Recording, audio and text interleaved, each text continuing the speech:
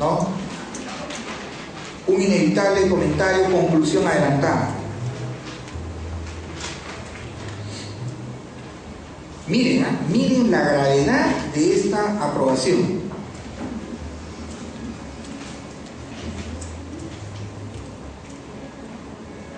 Si antes de la primera modificación el delito se presentaba en concepto de los vocales de la Corte Suprema como un delito de simple actividad, bastaba solo en consecuencia verificar la colusión sin verificar la defraudación para configurarse la acción atribuida para sancionar a un funcionario servidor público. ¿Cómo que hay funcionarios sancionados solo por haberse comprobado la colusión sin haberse probado en forma alguna la defraudación? Pero ¿qué pasó? Cuando se dictó la primera ley, el tipo penal solo previó claramente una consumación delictiva como delito ya no de simple actividad, sino delito de resultado y de lesión. Entonces, en concepto de esta modificación, no era suficiente probar la colusión, sino el perjuicio económico al Estado, la defraudación patrimonial a las arcas del Estado. ¿Eso les dice algo hasta donde les he presentado? ¿Les dice algo? ¿Les indica algo? ¿Algo pasó? Pasó todo. Porque si ahora claramente, en concepto de esta ley, hay una exigencia que antes, por la interpretación de la Corte Suprema, no era exigible, la verificación del perjuicio patrimonial, significa que aquellos condenados por el delito de colusión, en quienes el Estado no probó la defraudación, invocarán la aplicación retroactiva de esta ley 29.703. Invocarán, como que ya invocaron la aplicación retroactiva benigna de la ley 29.703, porque según esta ley, ya sin temor a ninguna duda, la única forma de consumar un delito de colusión es que como consecuencia de la misma se produzca un perjuicio al Estado. Pero como en el caso de ellos, los jueces del Perú entendieron que no era necesario comprobar ese perjuicio al Estado, sino solo la colusión, ellos exigen la aplicación retroactiva de la ley, porque esta ley claramente les es benigna, porque en el momento en que los juzgaron y sentenciaron, no se exigía, por lo menos jurisprudencialmente, ese requisito.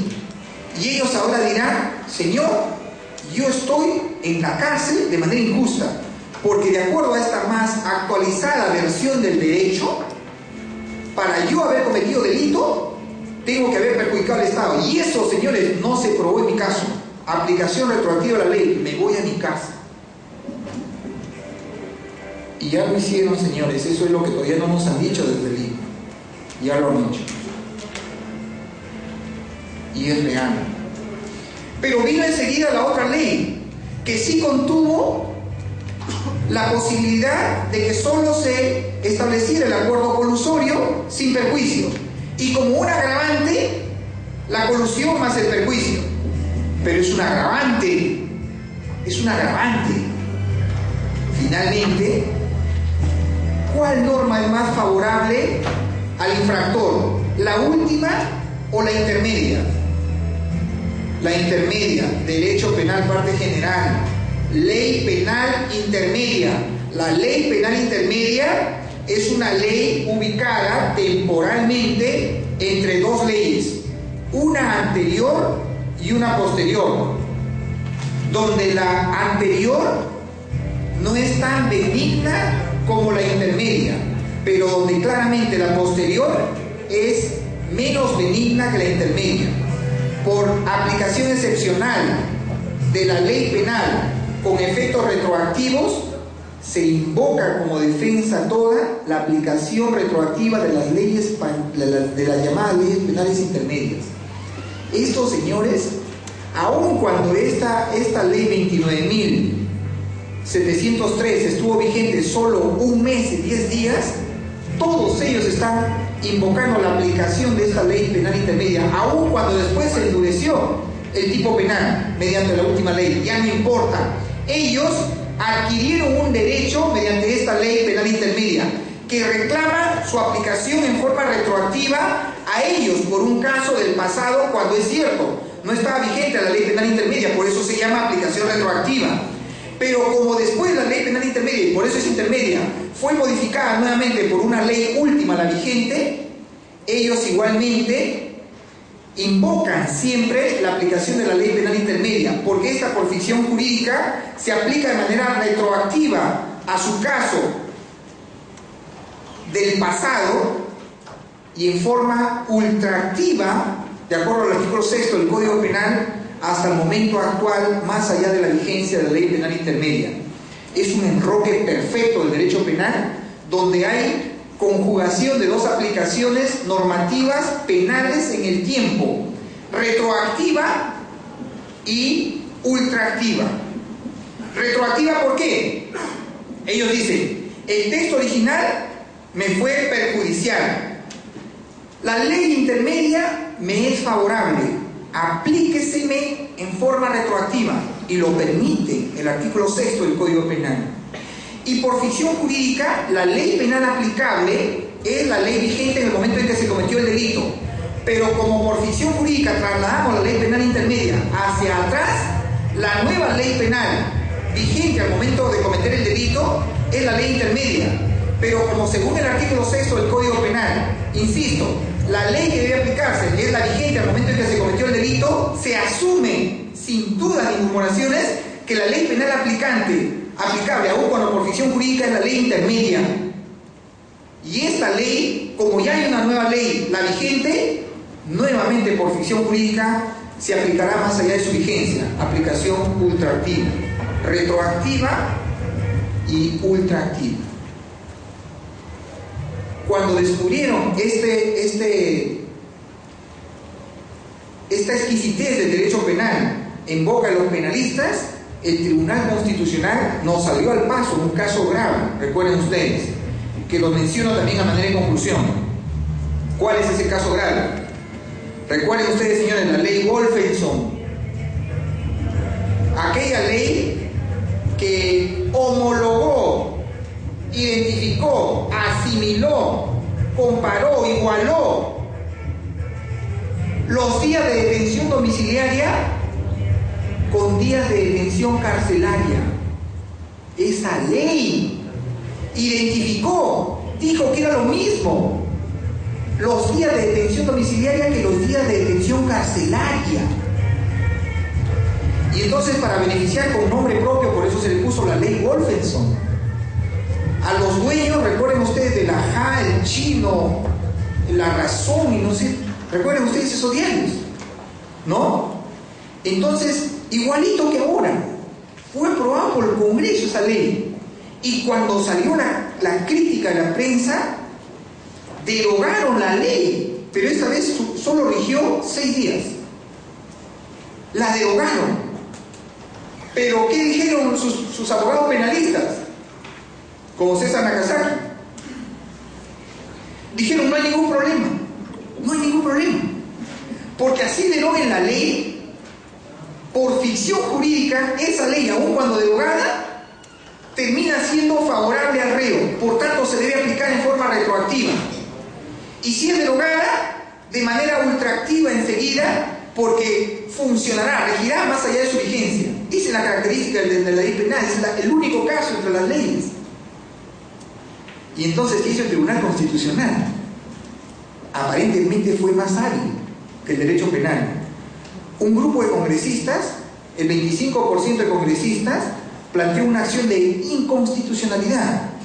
Y el Tribunal Constitucional, en tiempo récord, declaró fundada la acción de inconstitucionalidad de esa ley. ¿Y qué dijo el Tribunal Constitucional?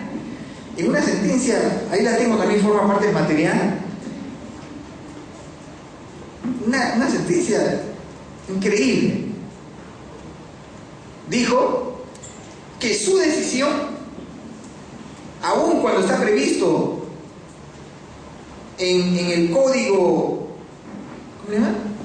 Código Procesal Constitucional, aun cuando está previsto en su ley orgánica y Código Procesal Constitucional, que sus decisiones surten efectos, ¿no?, para el estado de cosas en los procesos después de su aprobación y publicación, aun cuando eso dice su Código Procesal Constitucional y ley orgánica, en este especial caso, en un momento difícil, en una coyuntura política singular, donde no cabe duda de que no actuar de manera distinta sería auspiciar la corrupción, es un órgano absolutamente político, nada jurídico. Ustedes van a leer la resolución del Tribunal Constitucional.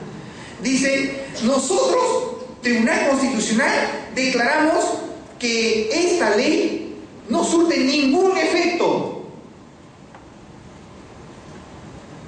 Ya no basta con que sea exigible a partir del momento de su publicación, sino los efectos de esta ley se retrotraen al pasado, de tal suerte que por imperio de esta decisión del Tribunal Constitucional, esa ley Wolfenson no puede beneficiar a nadie. Y le dieron duro al derecho penal, trayendo abajo consigo una teoría que es la que justifica la aplicación de la ley penal en forma retroactiva cuando favorece al reo, y la que justifica la invocación y aplicación de las leyes penales intermedias, es decir, aquellas que en algún momento existieron y dejaron de existir por una modificación última o derogación, como el caso de la ley Wolfenson, ahora modificación, dijeron ellos no tiene ningún efecto jurídico. Pues bien, en el caso de la ley Wolfenson ensayaron los congresistas una acción de inconstitucionalidad, porque no tanto porque parecía evidente la inconstitucionalidad de la ley, sino porque en una coyuntura más política que jurídica que hizo al Tribunal Constitucional desandar muchos pasos en favor de la defensa de los derechos fundamentales, pero sobre todo desandar pasos importantes en los logros asignados a los principios del derecho penal. Atacó el Tribunal Constitucional un principio del derecho penal. Eso es lo último que podría haber hecho el Tribunal Constitucional. Pero ahora, recuerden que estamos hablando de una ley de junio, la primera, y de julio, la segunda. Ya estamos diciembre. Alguno de estos congresistas de la mayoría, el Perú Gana, no sé cómo se llama, ha tenido la iniciativa de plantear una acción de inconstitucionalidad.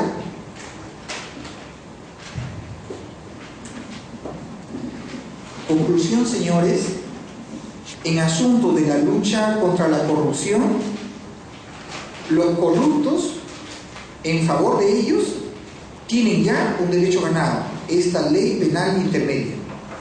Aun cuando después de tanta crítica, el Congreso tuvo que dictar una nueva ley, la que también ustedes tienen entre manos, ¿no? Pero eso de ninguna manera afecta ese derecho adquirido mediante la ley penal intermedia. Y lo seguimos viendo.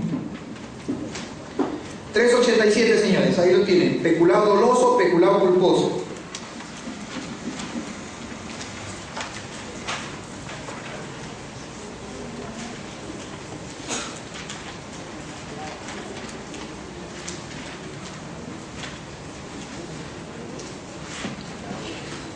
Chequeen su texto original, su texto intermedio, su texto final.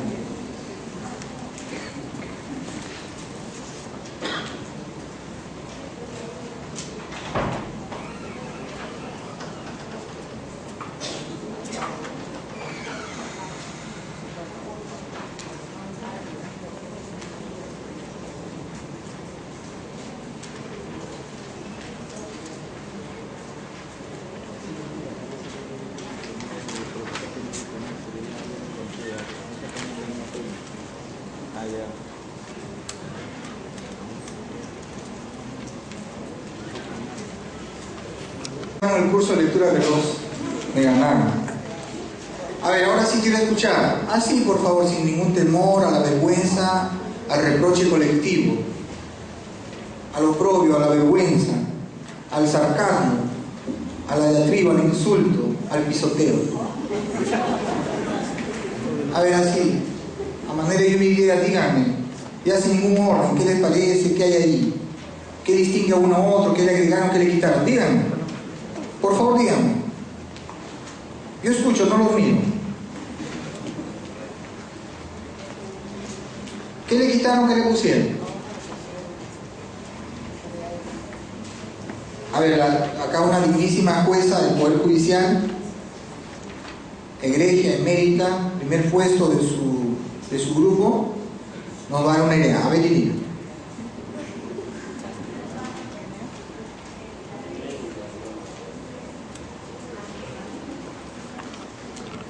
Eso no está en el texto original, no está en el texto final, está en la ley intermedia.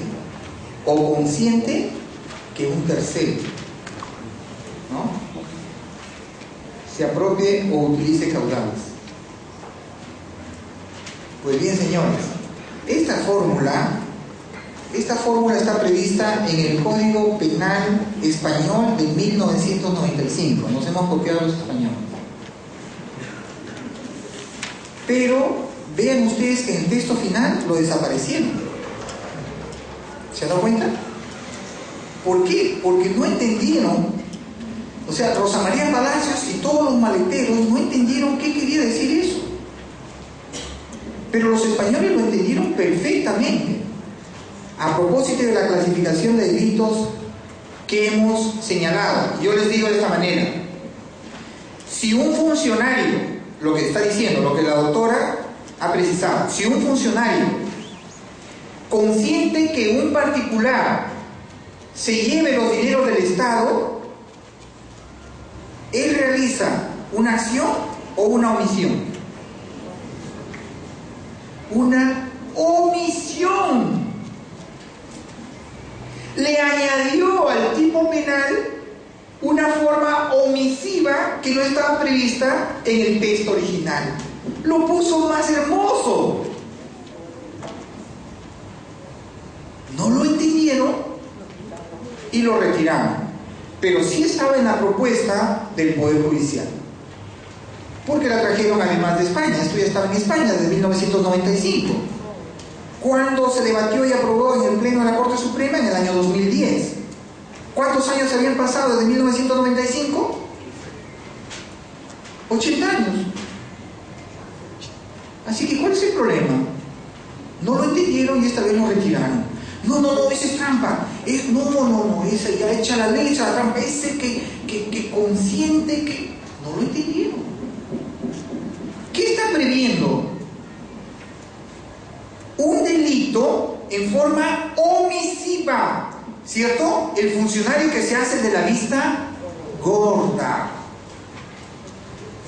¿no? Entonces, a la hora que viene choro, él voltea, le da la espalda. O si no, está con su celu, como las policías de tránsito, ¿no? Ahí los carros se chocan, se aplastan, ¿no? Los peatones están arrumados, muertos ahí, así, hablando con su celular. Con ella no es, ¿no? Con ella no es. ¿Ya? Eso es lo que está previendo el tipo. Una forma omisiva. Delito de omisión. ¿Propia o impropia? Esa forma omisiva, ¿es propia o impropia? Es impropia. Porque es una forma agravada de apropiación ilícita, donde el funcionario, ¿no?, comete una suerte de apropiación ilícita en forma omisiva. Deja que otro se apropie ilícitamente. Pero acá sí vino una crítica acertada. Hay un error de técnica legislativa. ¿Por qué? Lean ustedes lo que dijo la autora. O consciente que un tercero se apropie. Y esto está mal. Porque solo se puede apropiar de una cosa aquel a quien se le entregó la cosa y se rehúsa a devolverla, o a entregársela a otra, o a hacer el uso para el que se le entregó. Recuerden la apropiación ilícita 190. El delito de apropiación ilícita se consuma en el momento en que una persona a quien se le entregó una cosa para después devolverla, no la entrega. Pero al choro le entregaron esto, al choro le entregaron las cosas del Estado y ahora ya no las quiere devolver. No, el término es inadecuado. ¿Por qué? Porque en España no habla de apropiación, sino de sustracción. Copiaron mal.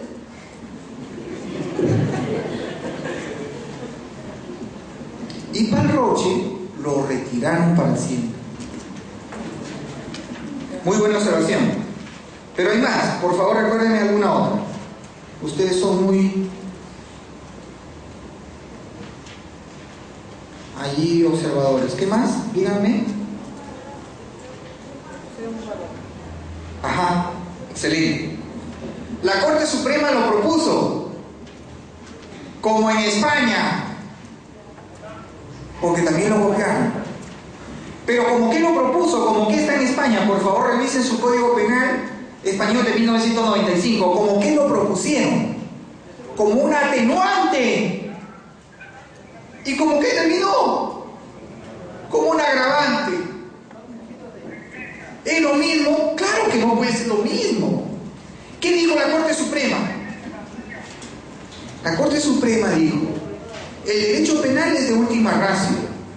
El derecho penal, en virtud al principio de subsidiariedad y de fragmentariedad, solo debe asistir a la solución de casos que supongan atentados graves contra los bienes jurídicos de pacífica convivencia. El floro para decir que cuando se tratare de pequeñas apropiaciones, por ejemplo, un engrapador, por ejemplo, un millar de papel. A nosotros, ¿verdad que nos entregan el papel así por millares? Y cuando salimos bien cargados no son expedientes, son papeles que nos llevamos a la casa. Suponiendo que fuera así, lo que dijo la Corte Suprema es: cuando se tratara de ese tipo de apropiaciones, no vale la pena encauzar penalmente a un funcionario. El concepto de la Corte Suprema no es porque se justifique ese tipo de acciones que suponen ya una infracción, pero ellos dijeron, acorde con la naturaleza subsidiaria de última ratio fragmentaria del derecho penal, deben dejar esas infracciones al derecho administrativo sancionador, y quizá le impongan una sanción severa al funcionario, pero no será pertinente, adecuado, inteligente la intervención del derecho penal. Dejen al derecho penal para los asuntos grandes, importantes, no para los de bagatela. Es lo que dijo la Corte Suprema. Entonces la Corte Suprema dijo: cuando el monto de lo apropiado ya no superare tal cantidad, ya se atenuará la pena.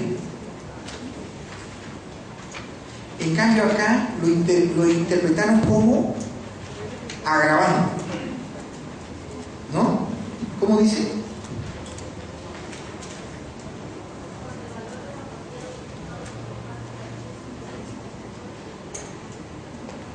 ¿Se dan cuenta?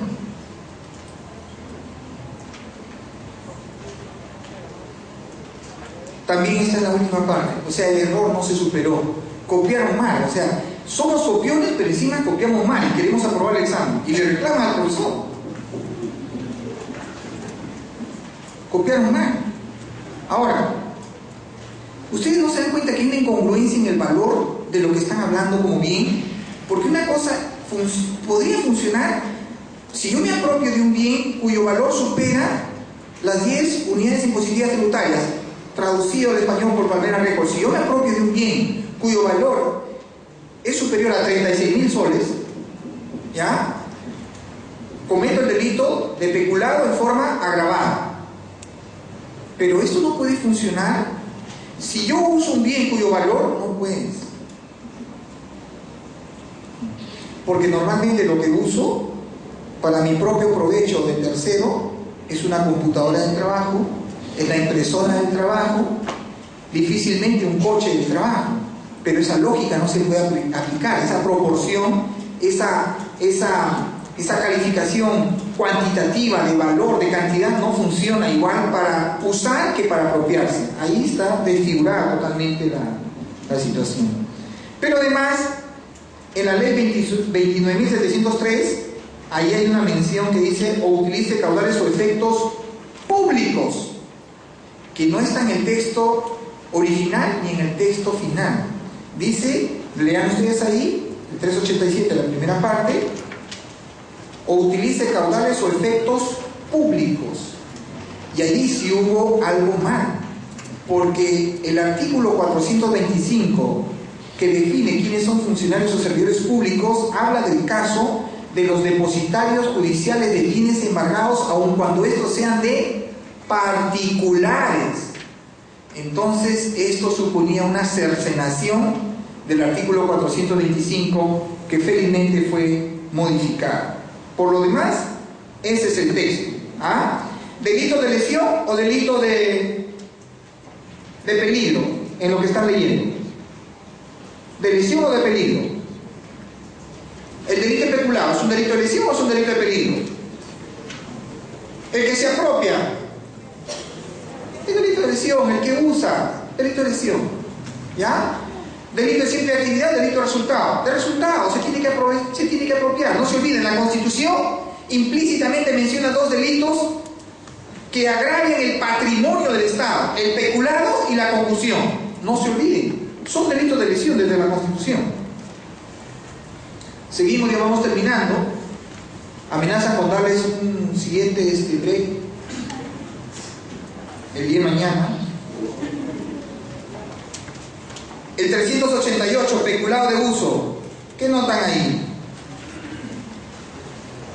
¿Qué está, qué no está?